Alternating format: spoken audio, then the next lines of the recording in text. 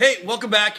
We are doing our third year of the Open Prep video series. Now, one of the things we've noticed is that when we put out some ideas, some kind of key concepts about how to get ready for these movements and how to kind of strategize for the positions and mechanics, we're having good success. We have talked about a lot of these things over and over again. What we're noticing now in the blogosphere, in the internet sphere, is that there are a lot of voices coming up to kind of offer their opinion on this thing.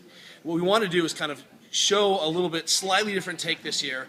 And so not only are you going to get at MobilityWOD and mobilitywod.com, but all of a sudden, let me introduce my Olympic lifting coach, Diane Fu. How do we find your info, Di? Diane Fu or Diane at foobarbell.com or foobarbell.com. Bam! So look, we've got a team of two this year. I know, which is mind-blowing you. But just hold on to your butt for a second, because we want to show you how we think at San Francisco CrossFit is an integrated team. So we've got Brian, and how can we find out your info and writing about this stuff? CrossFitEndurance.com or BrianMacKenzie.com. There it is. But then I know you're like, what about the burpee, Kelly? And what about gymnastics and freestyle and all things awesome? So here's our deal. What we want to do for the next 5 weeks is we want to show you the way we think of this as a group and sort of the conversations that we're having as a team about how we would coach individuals, how we coach athletes. What we think is, go ahead and try to take us down. Go ahead. Because together, you cannot break us. Is this a group hug? No, whoa, it's weird. That's all weird. Okay. So here's the deal. I want to talk about what I think are sort of the big pieces of the missing kind of components of the movement, and then we'll talk about strategy and pieces from there. So what I'm going to see is, when we see people who are a little bit stiff through the thoracic spine, we know that they're going to start to round. We see this happen a lot, which is going to sacrifice shoulder positioning. Turnover is going to be slower, and it is really expensive to snatch from that weak position. One of the things that I see with Diane and her Olympic lifting athletes is that we want a clean corner. So one of the things we're always working on is prioritizing the rotation, because I maybe can buffer some missing the flexion or extension or the inter-rotation, but the rotational component is the thing that really makes it difficult to lock out. And what we're going to see is that the difference between the top athletes is going to be 4 or 5 snatches probably, right? So those 1 or 2 missed reps are a little bit soft or expensive. So here's what I'm thinking. First piece is that we're going to do the classic distraction, but I'm going to show you a little bit different variation to get your shoulders prepped and tied in to your T-spine. And then the other piece that I'm thinking in my head is that if I'm short and missing full flexion, which is needed chest position, what's going to happen is I'm going to end up, as I get tired, leaving my hips high, and that's going to cause me to round or slightly be in a bad position. And from this shape, the whole shoulder, the whole construct kind of falls apart. If I feel like I can get my hip into my chest a little bit more effectively, then what I'm going to notice is that it allows me to kind of get into a little bit better position, which means that I can arrive in a little bit different shape. If I'm missing that flexion, I'm going to round, or I'm going to end up kind of doing a good morning stiff-legged iteration. That's not going to be good. So here's our 2 pieces. The first piece that we're going to do, I'm going to have Carl demonstrate. Can I grab you, Carl? Actually, let's have Di demonstrate. Come on, Di. Thank goodness.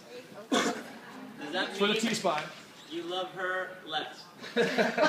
Or I love her more. I don't even know which one. Okay, so I'm going to put Di on the peanut, and then scoot just a little bit over that way, Di. So classic T-spine stuff, but this time I'm going to give her a really light bar, and I'm going to have her take herself through some of that snatch corner. We've shown variations of this. Rob Wilson loves this thing, and then she's just going to snatch a ton, and just feel, and you can see that little grimace. I saw that, Di. I saw that. And then she can just hit those corners over and over again, and she's tying in that thoracic spine into that shape. Now, because you guys are a bunch of tack-down ninjas, here's what we're going to add to this. Oh, stay there, Di. Oh, no, you didn't. Cookie. The cookie. So we're going to have her snatch. Grab that. Go ahead and snatch on that barbell. We're going to smash her chest, boom, and that's going to add another layer of awesome. And then she can just snatch and try to work on that overhead final position. Does that change the experience there, Di? Cookie. Yes. Cookie. Or you can just have a super friend sit on your chest. No, take that! So that's going to be idea number 1 about the prep. About hitting that corner and really being able to if I can buy myself another 5 degrees, that means as I get tired, I can shift into a little bit more kind of upright position without having to sacrifice my knees and blow up my quads. Okay, so that's position number 1. Position number 2. We've not actually ever shown on MobilityWOD. I'm going to have Diane walk over here. Kelly, I'm going to add this next one coming up is one of my favorites. Just Check saying. it. Okay, so what Diane's going to do is we're going to work on that full hip flexion position, which is one of our archetypal shapes of the hip. Go ahead and get into that shape. She's going to drop down and try to get her butt to the corner. And we found this has really helped in the setup for the bottom position, for the burpee that coming up. And then what Diane is doing is pulling the knee to the chest and down. She's trying to drive the femur out her butt. And what we're doing is we're trying to take that hip and to drive it to the back of the socket. This is one of our favorite ways now, new toy, to improve that bottom position. You got it? You feeling that? And then as a super friend, I can always put my hands on top of her hands. She pushes, and I can just push to try that corner. My line of force is going through that femur. The floor blocks it, so chances are you're not going to blow your femur out your butt. We haven't seen that happen yet. And she's just going to hit this corner, and the difference in her bottom position, her setup makes a huge difference, even her capacity to bring her knee to chest. Last idea. Some good old-fashioned hip flossing. Just run that in. Diane's going to run her hip out. Face the other direction.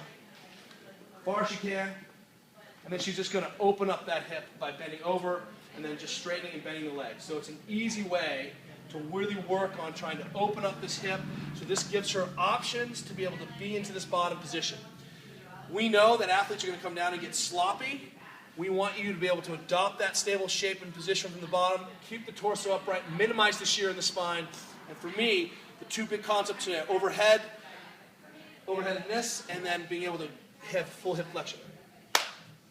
Who should we go to next? The boss. Oh, yeah. Come on over. Okay, so. To get my diaper pants on. Dude, I feel you. It's not my What's up, fault, bro? It's not my fault, bro. The quads are huge. So if we take a look at this workout, what we're going to see is a 17-minute Metcon, okay, with some highly technical snatching towards the end. For most people, the 165 pounds or the 210 pounds is going to be a very large task. But if we were to use last night's opener with Dan and Scott as an example, what we'd see is two slightly different approaches. Dan kind of went out a little bit faster than Scott. And so what we're looking at is where Dan starts to lose that. And he had a considerable lead going into the 165-pound snatch, okay, where he started to fade a little. And I was actually rooting for Dan because I know Dan, and we've talked a lot. What happened was Scott's mechanics kind of picked up. And everything that we're going over with Kelly, with Diane, and Carl is going to articulate right into this, where Scott didn't blow himself out. So in that first 10 minutes, the idea is to kind of pace this right. You should be doing burpees at the same pace at 10 minutes as you are starting burpees in the first minute. That doesn't mean that it should be at a snail's pace. It should be at where your actual fitness or ability is at, but you know you can hold at 10 minutes the same amount of burpees that you can at minute 1, because that's going to allow you to move into each snatch section and be able to maintain that form and hit those corners and what Kelly just talked about, and the ability to get under that weight and not have to sacrifice too much of that integrity. So what does 17 minutes of work look like? That's roughly like what, you know, a normal 5K might look like in the endurance world, or maybe a little shorter than that for a lot of people, but a lot slower for others. But the ability to hold, it's not like a 400-meter time. Okay, this isn't something you're going out, and if you start blasting in the beginning, you're going to have no idea what happens at about 7 minutes. You're gonna shut down. Not only will the burpees become hellacious, but that snatch just isn't going to go up, and you're not going to be able to get under that weight. Your form's going to be sacrificed, and you're going to be stuck with something that looks hellacious. Okay. Now, with Dan and Scott, we didn't see hellacious. What we saw was a slight deterioration in what Dan was doing, and what I saw with Scott was something entirely different. His form was not sacrificed in the burpees. His form was not sacrificed in his snatches. Okay, This is something we see with somebody who goes and runs 100 miles like Dean Karnazes, who runs really well. Somebody we just talked to yesterday. The guy's form really doesn't change from point A to point B, which is beginning or end. Okay? Can you maintain the integrity of what it is you're doing? Granted, if that weight's getting heavier, yes, you may need to get under it, and Diane is going to have a few things to say probably about what you should be doing towards those heavier weights, but all things said, pacing is the key word, okay? Pacing, pacing, pacing. If you've got 3 to 5 minutes left and you've got more in your tank, that's when it's time to really start moving those burpees, then having the ability to think about those snatches as they get heavy, because 210-pound snatch should be a technically sound snatch, not something that is some horrific looking thing that inevitably could leave you injured. That's what I got. On to Diane Fu. Fu. Talk us through dude, what's it look like, Di? All right, so we've got a bunch of burpees that's going to increase your metabolic load. For every time we do a wave of snatches, you've got to start thinking like, can I cycle these? How am I going to partition these to make it work? For the first wave, it's typically pretty light for men and women. We've got 75 pounds and 45 pounds. If you know you can bang out 10, 15, 20, maybe all 30 at a time, let's go ahead and adopt the strategy of trying to keep your hands and feet in the same location, right? So the less movement of my feet I'm going to have at these lighter weights, the more efficient, the faster my cycle times are going to be. Now, from 75 to 135, 45 to 75, we're going to have to start to have some separation. Not everyone's going to be able to power snatch these reps. We ran a little test group last night with some of our athletes. We did a very limited portion of this workout just to give everything a test drive. And what we found is that your movement pattern for the power snatches on the high cycle with your hands and feet in the same place are probably going to look pretty much the same. You're going to start from the bottom, you're going to pull up tall, start from the bottom, pull up tall. There's probably going to be very little pull under happening. Once we get to that next level, if you know your movement pattern is going to have to change, for example, you're going to have to start pulling under because the weight's a little bit heavier. Or I can't power snatch these reps at all. I'm going to have to start full snatching. Or my bottom position sucks. I can't get into a squat worth my life. I'm going to have to start splitting. What we want to start thinking before we get to that next level is 5 reps out, we need to start priming that next movement pattern. So at 25 reps, you're like, okay, I'm at 25. My next 5, I'm going to start pulling a little bit lower. On the 3rd, 4th, 5th one, pulling to full squat snatch. If I'm going to be splitting, I'm going to start splitting right away. Prime that movement pattern. That way, after I knock out my next set of 30 burpees, I'm into my next level and I'm much better prepared.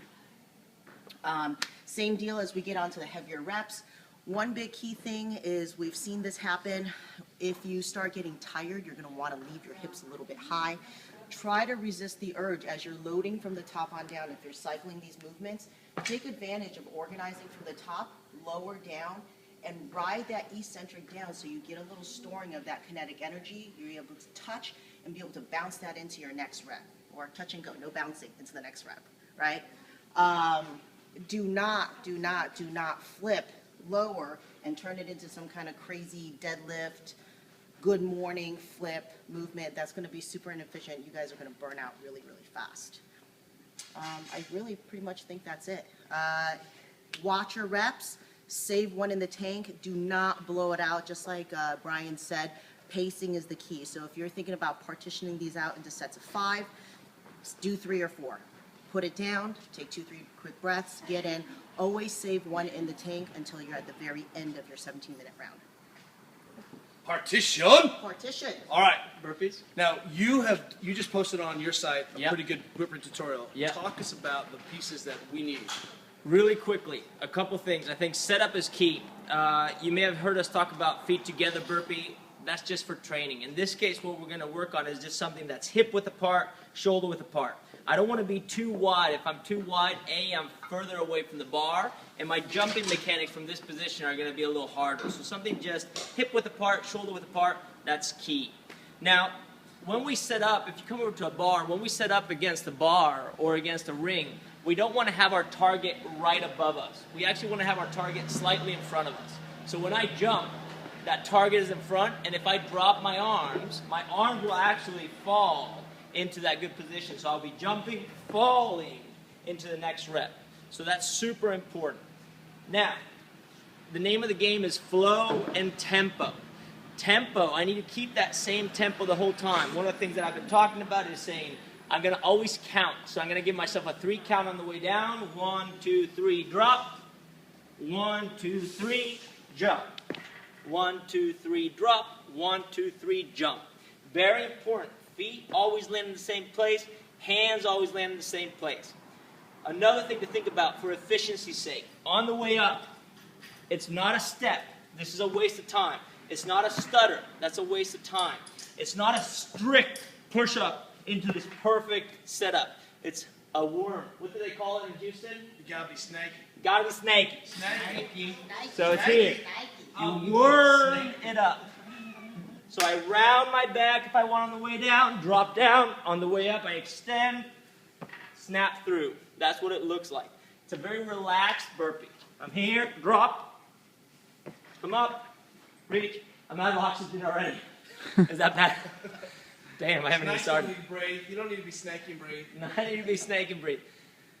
So that's something to think about. It has to be very fluid. And if you can keep the same pace, just like Brian said, you will be able to use your burpee as a recovery or just to maintain the heart rate nice and steady. The name of the game is the snatching, and that's where the uphill ladder happens, and that's where the money's going to be. So that's where you want to live. Last thing, I'm breathing. On the way down, I'm here. Touch. I have oxygen and air in my lungs. As I drop, exhale. I come up, inhale, jump, exhale. Dude, that's just yoga, bro. That's yoga. So one of the things, if you come a little close to me, one of the things that I look for is this. A little mark on the ground. Where I've been exhaling, I should be exhaling there every single time. And that's what I look for. And I stay consistent on that. So 3 count on the way down, 3 count on the way up. If you have to rest, there are 2 places to rest. 1 here, 2 down here. It gets expensive down here just because you're compressed. So if you have to rest, rest here. But don't give yourself more than the 3 count. That's too much. You went too fast. You did not pace, pace, pace, pace, pace. I think that's pretty much it. Kelly, wrap it. Make sure you've got the corners. It's the corner that you're missing that's expensive. So don't waste your time doing 10,000 mobility pieces. Think about where the most salient ports are. Hit the full corner. If you're missing that, prioritize the rotation. Find out the piece that's missing so that it's effortless when it's its most expensive, which is at the end. Di, final thoughts? Yeah, definitely. Guys, I promise you, you are going to start blacking out as soon as 3, 2, 1 go hits. So really make a conscious effort to pay attention where you guys are at in each of the level of your snatches. If you know that next level is going to be a really big jump for you, start priming 5 reps out. Otherwise, you're going to hit that next level. You're not going to be primed. It's going to be expensive. You might lose some reps, and that's not going to be good for total scoring. Real quick, warm up, okay? Something I didn't touch on. This is not a major warm-up. This is not something like, this is not a Fran type where you would need a big warm-up, you know, lots of hard intervals, lots of aerobic work to start. What we're looking at for a warm-up is about 15 to 20 minutes. Spend aerobically, start that off aerobically, just getting your aerobic engine set up. It's right around 7 to 10 minutes. Then I would say getting into some snatch skill. Okay, working up to a weight that you think you're going to get to in this workout. So if you think you're going to hit that 210, if you honestly believe you're going to get there, you should prime your body to know what that 210 is going to feel like before you start this workout. That doesn't mean you need to do 20 snatches at 210. So, I owe some money on that. So, a couple of short, hard efforts going in after that. Throwing some burpees in there, throwing some snatches, short, hard efforts, not long. Then cool it down 3 to 5 minutes before you hit that thing. And if you're going to start off pacing that correctly, you're going to want that cool down versus being smoked and not ready to start that thing, okay? Super friends? Super friends. Form of burpees, shape of the snatch. See you guys tomorrow. Next week.